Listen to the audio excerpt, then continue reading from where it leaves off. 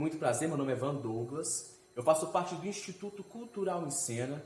Nós trabalhamos aqui no interior de Minas, na cidade de Teófilo Otoni. E essa oficina, ela surgiu dentro da proposta do edital Semi na Luz, um edital de emergência, que foi lançado nesses tempos de quarentena, para que alguns técnicos, cenotécnicos, produtores também, possam contribuir com alguma formação à distância, dentro dessa nova perspectiva que estamos vivendo. Dentro disso, eu, que já trabalho com técnica, também sou ator e de vivência, de experiência, construí uma oficina que traz a perspectiva da cor, os conceitos de cor dentro da cena, dentro do teatro. A ideia é que nós possamos trabalhar tanto questões técnicas quanto algumas questões de sensibilidade, de compreensão do que é a cor e também poder fazer, mais ao final, uma espécie de reflexão, um diálogo sobre como utilizar a iluminação, a luz, as cores, principalmente, dentro do processo de construção, de atuação, processo criativo que passa desde da direção de iluminação até o próprio trabalho de construção do ator. Então, para a gente poder começar, nós vamos trazer uma pergunta que é: o que é cor? Como sabemos, a cor não é simplesmente uma matéria. Nós não pegamos na cor. Tudo isso aqui que nós estamos vendo, desse espetáculo Cirque du Soleil, nós podemos perceber diversos tons. Porém, essas cores que estão sendo mostradas, elas nada mais são do que a reflexão da luz que esses objetos causam. Ou seja, nós temos uma luz que bate dentro desse figurino, dentro desse cenário, que vai refletir o prisma de cor que ela representa. Ela absorve todas as cores e reflete aquilo que nosso olho enxerga. Como que nós enxergamos a cor?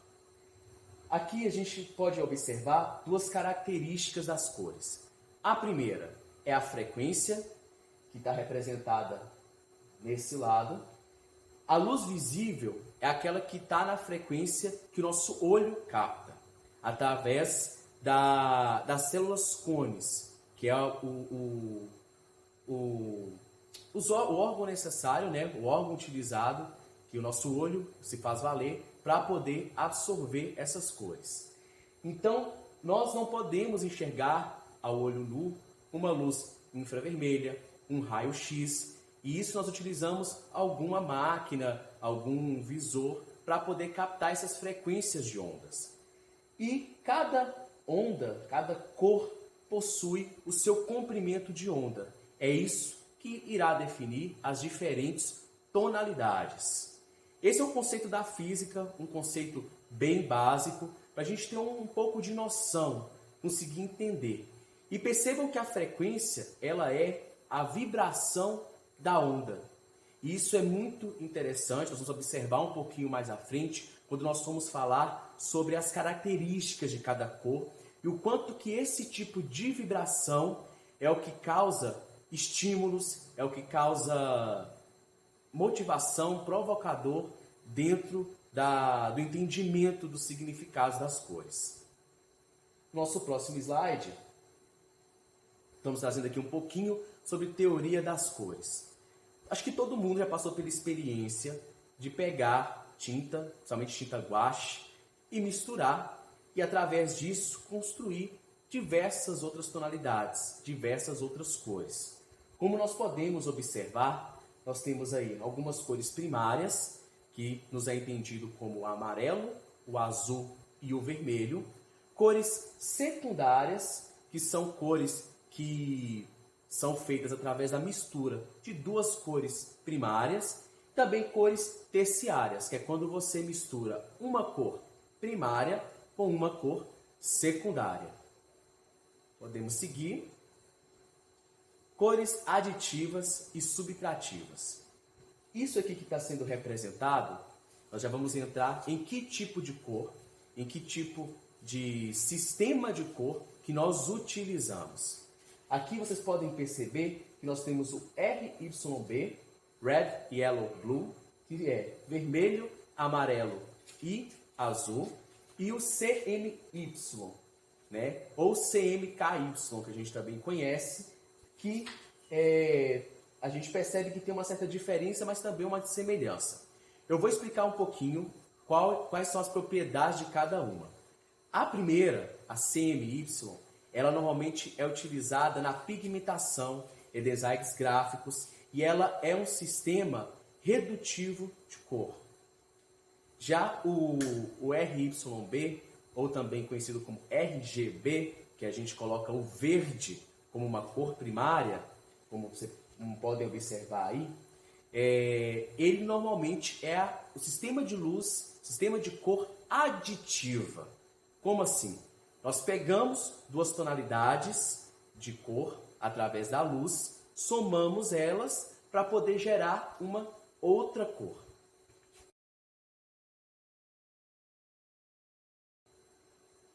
Aqui está um círculo prismático do sistema CMY. O C significa cian, que é esse azul mais claro. O M significa magenta, que é esse rosa choque. E o Y representa o yellow. E já no sistema RGB, nós temos outras cores primárias, que é o vermelho, red, o green, verde, e o blue, o azul. Como vocês podem perceber, comparando aí, o sistema RGB, as cores primárias dele correspondem às cores secundárias do sistema CMY. Então, eles são fisicamente, conceitualmente opostos.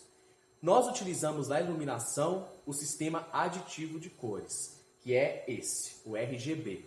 É muito comum, quando a gente observa um refletor par LED, por exemplo, que ele possui uma série de lâmpadas, que podem ser 3 ou podem ser 4, há alguns refletores que já vêm com as lâmpadas brancas, mas normalmente são lâmpadas vermelhas, lâmpadas verdes e lâmpadas azuis, que à medida que você vai intensificando a quantidade de luz, a potência de luz delas, você vai tendo cores diferentes. Então, se você coloca só o verde, você vai gerar só um verde. Se você coloca um verde com um vermelho, nós temos aí sendo gerado o amarelo.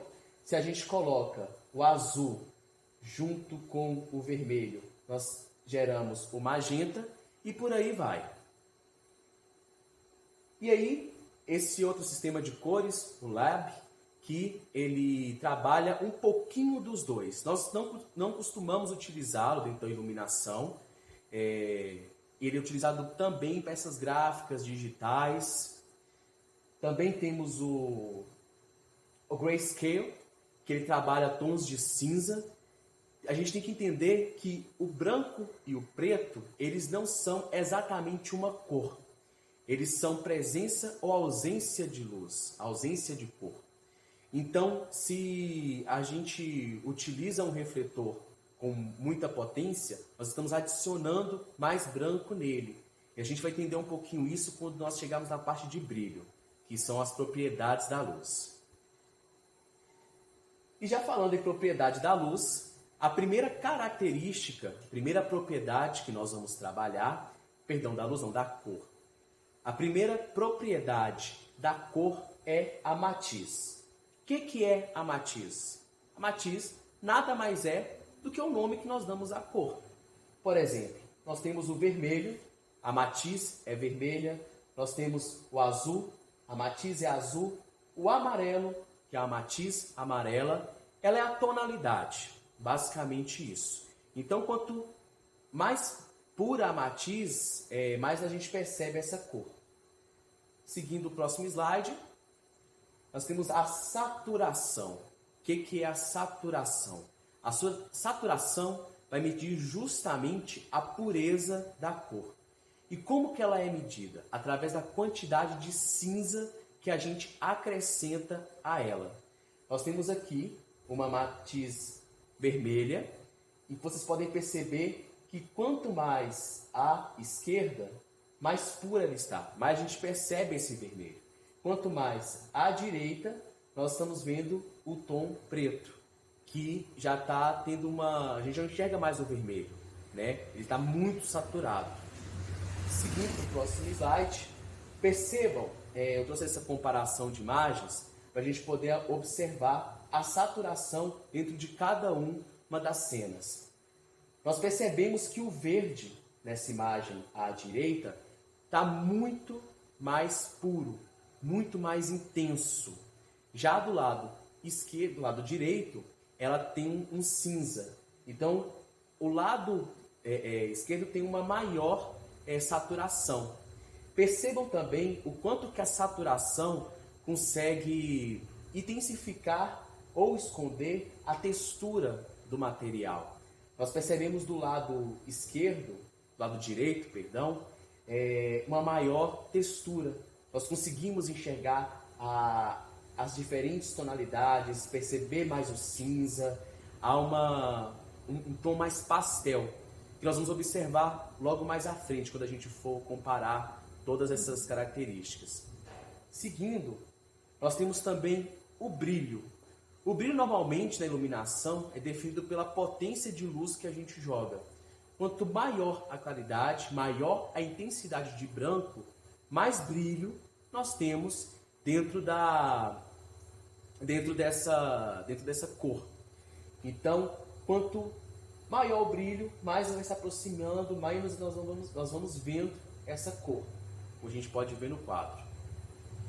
E aí, observando, comparando os dois espetáculos, né, essas duas cenas, nós observamos do lado direito, ali no primeiro, há um pouco brilho, né, que está mais focado dentro do corpo do personagem. Isso ajuda a recortar, a destacar dentro desse contraste de pouco brilho ao fundo e um brilho focado no corpo do personagem, a poder intensificar aquilo que eu quero mostrar. Já na segunda imagem, nós temos uma série de refletores, a gente está vendo uma orquestra. Que acontece? A ideia é que possa demonstrar tudo de uma maneira mais homogênea. Então, nós jogamos mais brilho. A gente intensifica o brilho para poder demonstrar mais, demonstrar um todo. Isso é um jogo cênico, isso faz parte do que você quer realmente de intenção com cada cena. Seguindo aí, nós temos as propriedades da cor, como eu já disse, e aqui uma comparação do que elas representam ao mesmo tempo, porque a gente analisa isso como um todo, certo? Então a matiz vermelha, digamos que ela foi a cor base para fazer essas comparações, e quanto mais vem para a esquerda, a luminosidade vai ganhando, então vai alcançando os tons brancos. Quanto mais à direita, mais escuro vai ficando, então demonstra mais o preto. E quanto mais vai descendo, mais vai se saturando, vai tornando a cor mais impura. Então nós percebemos o vermelho de uma maneira mais intensificada na primeira fileira, como a gente pode perceber. E aí eu cheguei dentro dessas configurações de matiz, de brilho. Nós temos uma série de composições, uma série de cores, de paletas de tons. E um tom que eu quis trazer, que é uma combinação muito interessante de se observar disso, são os tons pastéis. Como você pode perceber, são tons mais suaves, não tem uma grande saturação, não são tão puros e também possuem um certo nível de brilho.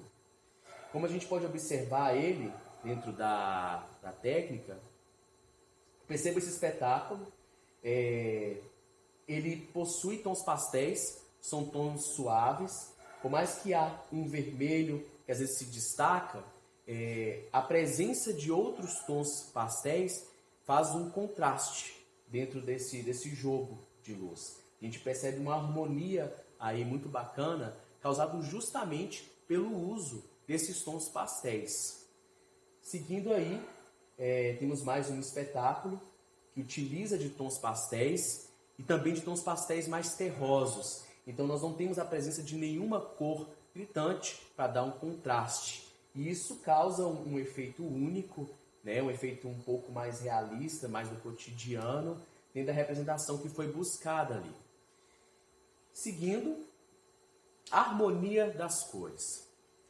Após trabalhar toda essa questão técnica, física, do que a cor representa, quais as configurações dela, quais as formas de sistemas de cores, agora a gente vai aprender como que essas cores podem se comunicar.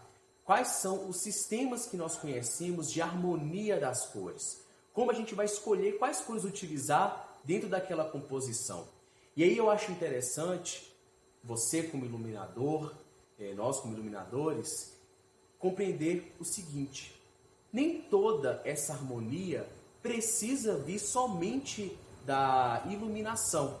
Às vezes nós temos a presença de uma cor já pelo cenário, já por um figurino, pelo próprio tom de pele da maquiagem que vai trazer. Então nem tudo precisa ser feito somente pela luz, somente pelas cores da luz. Nós tendo uma maior compreensão, maior alinhamento de direção, nós conseguimos fazer esse jogo, que fica muito mais interessante. Seguindo aí, então, dentro das harmonias de cores, nós temos a monocromia. A monocromia nada mais é do que criar uma composição utilizando somente uma matiz, somente uma cor. Seguindo aí, nós temos essa cena, né, do Teatro 7. Nós estamos observando que nós só temos a presença de uma cor, que é o azul. E por mais que ele esteja aparecendo em diferentes tonalidades, a matiz de azul ainda é a mesma. Agora nós temos o Mármores, né, do grupo de teatro Estrada, utilizando já uma matiz verde, também monocromática. Nós só temos uma única fonte da luz, com um único tom verde, que, dependendo como ele age sobre a cor dos figurinos, sobre os cenários, sobre a pele dos atores, ele atinge diferentes tons de verde, mas continua sendo o mesmo verde. Seguindo aí, nós também temos o Alto da Barca do Inferno, do Fora de Sério. Nós trazemos aí uma monocromia só do vermelho, né? Uma composição muito interessante também, que dependendo de como essa luz bate no cenário, dá um certo nível de profundidade, dá um destaque. Seguindo aí, nós temos cores análogas. O que são essas cores análogas? Observando ali nosso círculo prismático, o que a gente pode observar? As cores análogas são as que estão próximas da cor principal que nós vamos buscar. Por exemplo, uma cor análoga ao azul seria o roxo ou o verde. Uma cor análoga ao vermelho poderia ser tanto o roxo quanto um laranja. Uma cor análoga ao amarelo pode ser o laranja ou o verde. Seguindo aí, um exemplo de composição análoga que nós temos entre o azul e o roxo, podemos observar aí no Cirque du Soleil, no espetáculo Luzia, né? Percebam como o azul bate no fundo e essas teias de aranha estão em roxo, como cria uma composição bonita. Aí nós temos também o Príncipe Peralta, que trabalha algumas composições tanto de roxo quanto de rosa, e são cores ali também tão próximas, são análogas, mas perceba a diferença de tom de cada uma. Também temos de Canoa e de Rede, que já trabalha com o verde e o azul. Também são cores análogas que estão bem próximas. Seguindo, cores complementares. O que são as cores complementares? Dentro do círculo prismático, são cores que estão diretamente opostas, ou seja, que se encontram em lados opostos e, consequentemente, se complementam. Eu vou trazer um conceito aqui agora, que é o conceito de luz fria e luz quente. Os tons de luz fria tendem a se opor aos tons de cores quentes, certo? O que são as cores complementares divididas? É quando nós escolhemos uma cor, por exemplo, o verde, e ao invés de buscar diretamente a sua complementar, nós vamos buscar uma análoga à sua complementar. Como assim? Temos o verde, a complementar dela seria o vermelho, porém nós vamos utilizar uma das análogas, ou o rosa ou o laranja. Seguindo aí, observem essa composição de cores complementares. Nós temos o laranja, a cor complementar a ela é o azul, e aí dentro dessa composição nós podemos observar essa harmonia, esses dois tons de cores. Aí também nós temos dois tipos de composição, né, também análogas. Nós temos um verde, que é uma cor neutra, em contraste com o vermelho, que está nos insetos ao fundo, e os insetos à frente nós temos em amarelo e azul, que são cores também complementares. Também podemos observar aqui no coletivo aberto, procurando firme, a presença das cores complementares laranja e azul. Cores em tríade. Chegando aqui, eu vou começar a pontuar algumas coisinhas também. É interessante pensar que quanto mais cores nós utilizamos, mais difícil, mais complexa vai se tornando a composição. Então, nós vamos pensar o seguinte: como já observamos que poucas cores conseguem criar uma boa harmonia, não é necessário, não é obrigatório que nós como iluminadores queiramos colocar um tantão de cor. Às vezes menos é mais. Trabalhar com pouco não quer dizer que seu trabalho é menos ou mais rico. Porém, ainda assim, nós temos uma série de possibilidades a se trabalhar. Seguindo aí, por exemplo, esse espetáculo do Cirque du Soleil, Avatar. Aqui nós percebemos a presença majoritária de 3 tons. O laranja ao fundo, que vai se juntando ao azul, né? Então nós temos uma transição de roxo, e um verde também. Essa composição, majoritariamente laranja, roxo e azul, ela está trabalhando com essa triangulação. E seguindo aí, também temos o quadrado harmônico, que nós já vamos trabalhar com 4 cores. E aí eu vou retornar àquela imagem, pode seguindo, retornar à imagem do Cirque du Soleil, o ovo. Nós percebemos aí que esse quadrado está muito presente, dentro das cores amarelo, azul, verde e laranja ou vermelho. Significado das cores. As cores, elas são, como tudo que apresenta na cena, um símbolo, carregada de significados. Cada tom de cor, ela carrega uma série de conceitos sociais, fisiológicos, culturais, psicológicos também, e nós vamos começar a adentrar um pouco nisso. Antes da gente entrar diretamente no assunto, eu gostaria de falar que, como eu havia dito no início, as cores, a luz, ela é um tipo de onda, consequentemente ela é uma vibração.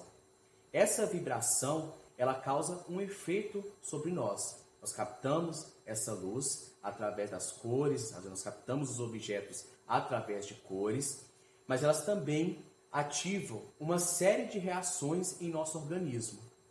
Dentro disso, há alguns conceitos, algumas linhas de terapia, chamada cromoterapia, que trabalham justamente utilizando essas provocações, esses estímulos para tratamentos.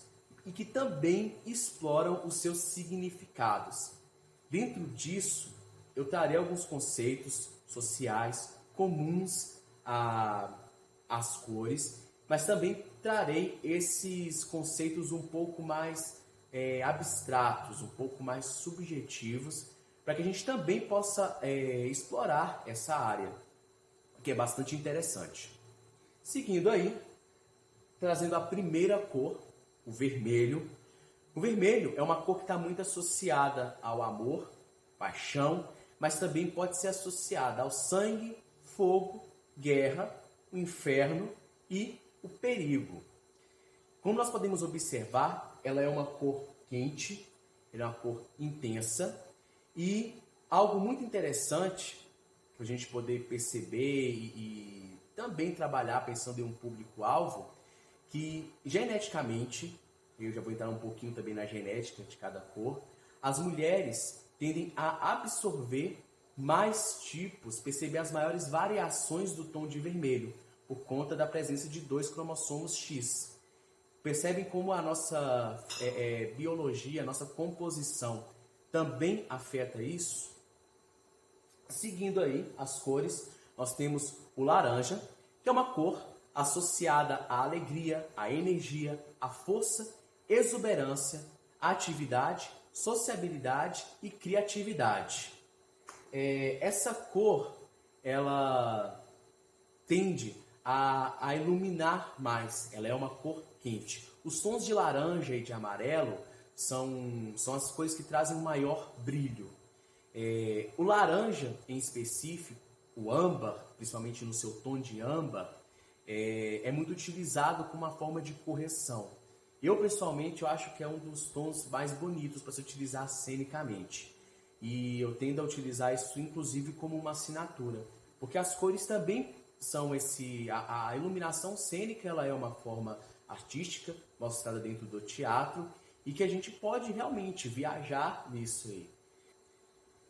Seguindo os significados das cores, nós temos aí o amarelo. O amarelo, ele é luz. Ele está associado ao calor, ao divertimento, verão, iluminação, inspiração, energia, otimismo e verdade. Aí, seguindo as cores, nós temos o azul, que representa a cor do horizonte, o infinito, o conservadorismo, alteridade, monotonia, tecnologia, tranquilidade. A cor do céu é associada ao elemento água e dentro da cromoterapia ela é uma cor calmante, harmônica, serena e pacificadora. Por ser uma cor fria, ele é o tom mais frio de cor que nós temos, ele também faz referência ao gelo. Ele pode trazer sensações refrescantes também. Uma curiosidade sobre o azul é que ele é a cor mais popular do mundo. Seguindo aí, nós temos o roxo. O roxo, ele traz valores de realeza, espiritualidade, esoterismo, magia, mistério, tristeza, introspecção, assim como o rosa, nós vamos ver logo mais à frente, ele faz uma menção ao lúdico, ao onírico e também à infância. Dentro da cromoterapia, ele trabalha muito uma questão de inspiração espiritual. E Da Vinci, uma curiosidade aí, afirmava que os tons de roxo ajudam muito na concentração. Então nós percebemos todo um valor esotérico, um valor mais sutil dentro da utilização do roxo. Seguindo com as cores, nós temos o rosa, que assim como o roxo, ele traz algumas referências também a esse espaço onírico, a essa infância, a essa ludicidade, mas também ela trabalhando uma energia mais delicada, romântica, sensual, bela, ingênua e sutil. Seguindo aí, nós temos o marrom, né? Os tons mais terrosos, tendem a ser cores mais densas e o marrom ele é mais difícil da gente reproduzir de uma maneira mais saturada dentro da iluminação. Então, um trabalho melhor, a gente consegue aproveitar melhor o marrom, se valendo dele dentro do figurino, dentro do cenário. E ele é uma energia, uma cor densa, né? Tá mais voltada para a natureza, para a terra, sujeira, para coisas mais rústicas, traz uma estabilidade, uma estagnação e uma aspereza. Dentro da cromoterapia, ele é tratado como solidez e confiabilidade. Seguindo aí, eu já vou trabalhar dentro dessa imagem 3 cores que não são exatamente cores, mas sim a presença ou a ausência de luz, que é o preto, o cinza e o branco. Essas cores, elas são cores neutras, elas são muito boas para poder criar contraste junto com outras cores. Por exemplo, se nós temos um fundo preto ou um fundo branco, qualquer objeto que nós colocamos de uma outra cor sendo à frente dele, nós já temos um destaque, nós já temos um contraste forte. E começando pelo preto, preto, ausência de luz, ele traz valores ligados à elegância, à seriedade, sofisticação, formalidade, também ao medo, ao luto e à modernidade. Uma reflexão interessante sobre o preto, que significa presença ou ausência, né? Ausência de luz no caso, o Jair Correia, que faz parte do grupo Fora de Série, que inclusive vocês viram aqui um espetáculo que foi do Alto da Barca do Inferno, ele tem um trabalho muito potente na construção de máscaras teatrais. E essas máscaras teatrais, ele traz uma fala, que a máscara, ela tem de ter uma face para a luz e uma face para o escuro. Toda a composição é pensada justamente brincando com essa questão do brilho, né? A máscara tem uma presença no escuro e uma presença na claridade. Mantendo aí o cinza, é uma cor neutra também, trabalha já uma elegância, uma humildade, respeito, reverência, passado, velhice, desânimo, apatia e também pode ser uma cor um pouco mais nobre, né? Através da prata, do seu prateado. Também temos o branco, que é a presença de luz, ele define o brilho, que traz referências à claridade, luz, paz, limpeza, honestidade e harmonia. É interessante a gente pensar, dentro de todos esses conceitos de iluminação que nós trouxemos, justamente o que eu havia apontado previamente. A cor, ela é um símbolo. Ela traz uma carga emotiva quando ela está em cena. E que muitas vezes pode ser dada pela iluminação ou não. Podemos trazê-la num figurino, podemos trazê-la num cenário e assim criar uma harmonia. É interessante que cada um, dentro do seu processo criativo, esteja bem alinhado. E aí entra muito o papel do diretor nisso, da direção nisso. Nós devemos estar atentos. É necessário, é interessante naquela cena fazer uma monocromia junto com os tons do figurino ou tentar realçar o figurino através de uma cor complementar. Isso ajuda muito para que a gente tenha um controle maior da mensagem que buscamos passar dentro daquela cena. E aí, já aproveitando esse gancho, nós vamos entrar num momento da oficina que, após trabalhar todos esses conceitos, essas partes mais teóricas de entendimento, que são muito importantes, vamos pensar um pouquinho na luz agora, na cor, como uma forma de expressão artística, tanto para o momento da cena, quanto também previamente à cena. Algo que eu gostaria de chamar muita atenção, e isso vai desde a direção até o ator e o técnico também passa por isso, como se comportar na luz, como se comportar dentro de um banho de cor. O ator, ele tem de ter noção de onde está essa luz, de onde vem essa luz. E a primeira abordagem disso é uma abordagem simplesmente técnica. A luz só está batendo no ator quando ele se incomoda com essa iluminação. Se ele está confortável, ele está fora da luz. E como a gente costuma brincar que o teatro não é uma arte para ser confortável, principalmente por estar trabalhando com emoções, sentimentos, e isso nós observamos desde o conceito da luz até os conceitos de interpretação, o ator tem que se incomodar com a luz. E esse incomodar, ele não precisa ser somente algo negativo. Ele também pode ser uma forma de provocação. Percebam quando nós escutamos alguma música, ela traz uma carga emotiva muito perceptível para nós. Seja pela melodia, pela letra, com a cor também não é diferente. Eu acredito que a cor, dentro do processo de construção de personagem, de construção de espetáculo, ela é tão importante como referência quanto um som, quanto um figurino, quanto uma pesquisa de trejeitos, de expressões vocais. Ela pode ser um estímulo. A máscara, por exemplo, há processos voltados à construção de espetáculo, à construção de personagem, utilizando somente a máscara. Com a luz, não é diferente. Nós temos uma série de maneiras de sensibilizar o ator através do uso de cores, como se comportar, quais referências trazer.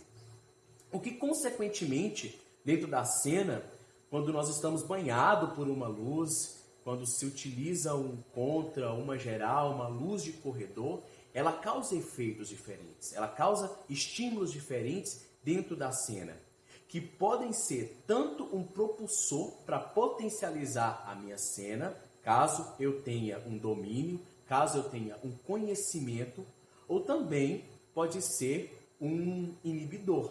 Ela pode acabar atrapalhando se eu como ator, você como ator, não compreende a potência dessa luz, o comportamento dessa luz, consequentemente, o comportamento dessa cor. Essa foi uma oficina construída diretamente, exclusivamente para esse sistema digital, para esse sistema online. Caso nós possamos ter uma possibilidade maior de estudar, caso tenha um interesse maior de buscar outras referências, tem uma série de arquivos, artigos, livros voltados para questões gerais da iluminação, mas também pontuando desde essa teoria de cores até esse comportamento do ator dentro da cena. E assim, tem uma série de referências que eu gostaria de trazer. A primeira dela é a cromoterapia, de Cláudia Cunha, que foi os conceitos que eu trouxe, é um livro introdutório à cromoterapia, que trabalha muito essa questão do significado das cores, traz algumas evidências de como as cores influenciam no biológico, não só do ser humano, mas da natureza como um todo. Também trazer processo criativo da iluminação, do Luiz Renato Moura, que trabalha justamente essa questão da construção do espetáculo e de como levar essa questão da iluminação, né? Essa questão técnica à sensibilidade artística.